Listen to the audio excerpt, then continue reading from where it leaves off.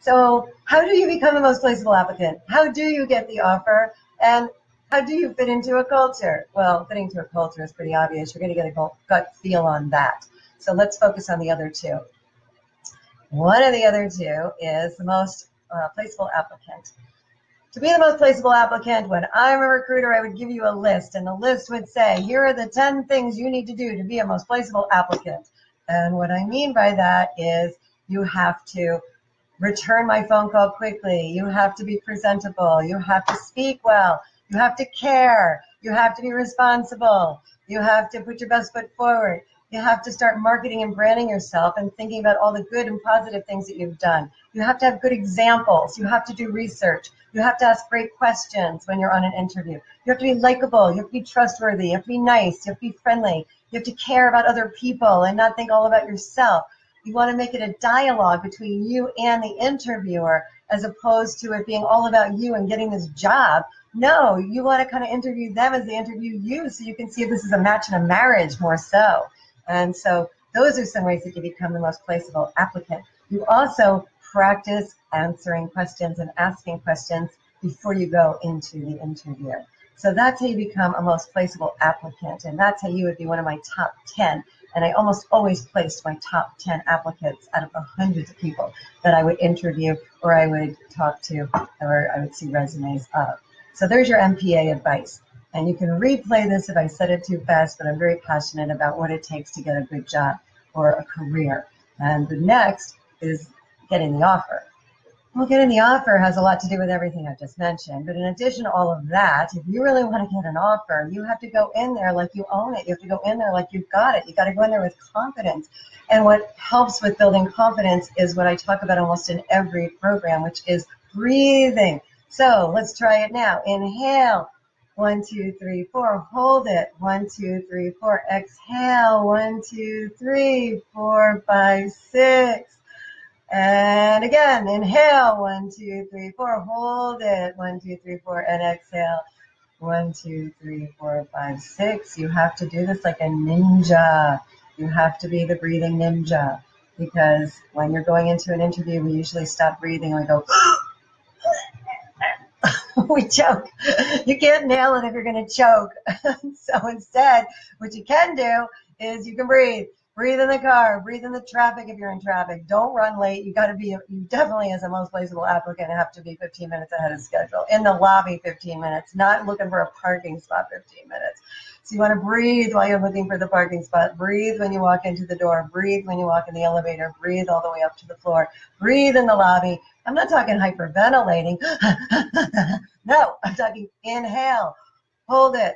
Exhale to the count. Inhale. 1, 2, 3, 4. Hold it. 1, 2, 3, 4. Exhale. 1, 2, 3, 4, 5, 6. That's a nice way to go. And then you have to watch your self-talk. In order to get the offer, you have to watch your self-talk. You don't want to be too confident and you don't want to be too insecure. It's kind of the degrees between confidence and insecure, overconfidence and underconfidence. And breathing helps you be in the present tense. Before you go on the interview, you can make a list of your achievements. You can make a life achievement award for yourself, regardless of how old you are.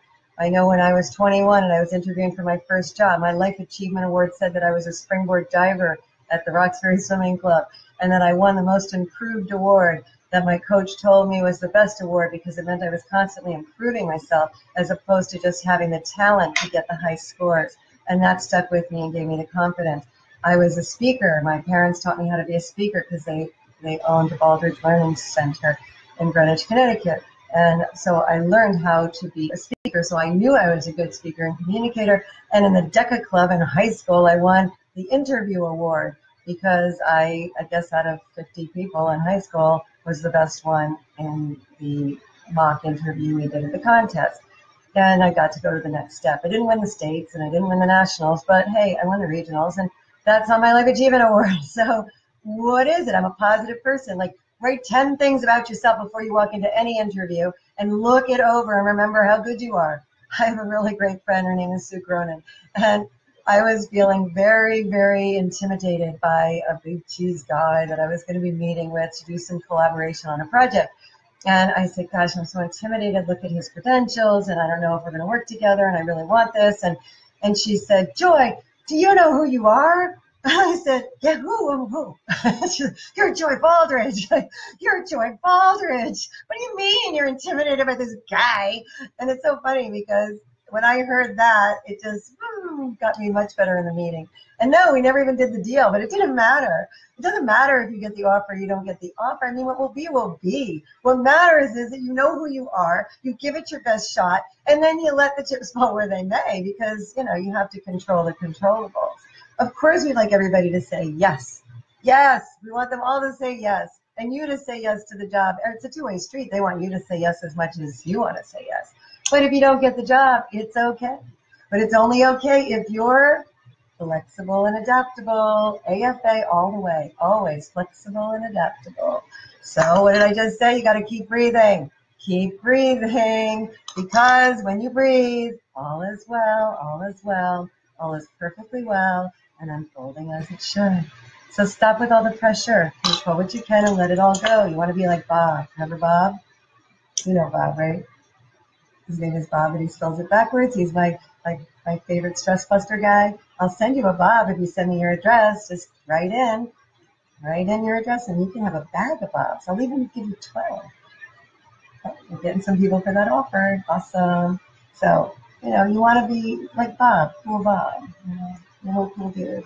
You can do this. And why? Because you're worth it. They're lucky to have you. And that's what I say on my references whenever anybody calls me for a reference of anybody I've ever worked with or have encountered in my life that I think is really good. I say, you will be lucky to have this person work for you because they are that good. Are you that good? Are you so good someone would be lucky to have you? And if so, great. And if not, work on that, because you want people to be lucky to work with you. Lucky because you're kind and you're talented and you're successful and you're a good person and you're a great team player. But if you say all of those types of things on an interview, you might sound a bit cliche. So let's talk about getting the offer a little bit more. Write down interview questions. Interview questions like, tell me a little bit about yourself. Why are you interested in this job? What do you know about our organization? What can you contribute to our organization? Do you know anybody else who works here? What are they saying about our company? I mean, you want to be prepared for everything. What research have you done? What makes you the one I should hire? Those are all the kinds of questions. You want to write them all down. You can play this back on the archives and just write them all down or send it to someone who needs this, because some people might need this information, and it works. Also, the dreaded question they're going to say is, do you have any questions for me? I've been asking you enough questions, and you're just like, uh-oh. And a lot of people have this really canned answer like, well, you've been so thorough, I can't think of any, or I really appreciate everything you told me about the position and all that stuff. You can't say that if you want to be the most placeable applicant. You can't say that if you're going for the offer, I don't think. I think what you can say is, well, maybe if you could describe to me, or don't even say maybe because it sounds tentative, just say, yes, I have a few questions. One question that's coming to mind is, could you please describe the person or the characteristics of the people that you enjoy working with best, the ones that were the best hires that you've made, that are either still here or not still here, but could you describe the characteristics of your best hires, what you were most satisfied with and why it worked out? That's a really good question. And then my favorite question, this got almost everybody the job. This is the money question, the phrase that pays.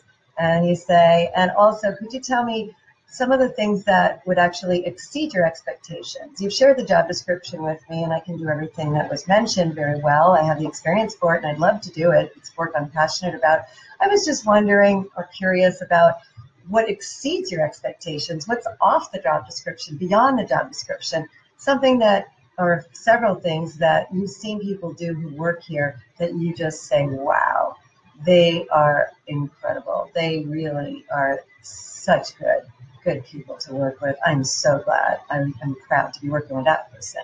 So those are a few tips on the getting the offer phase.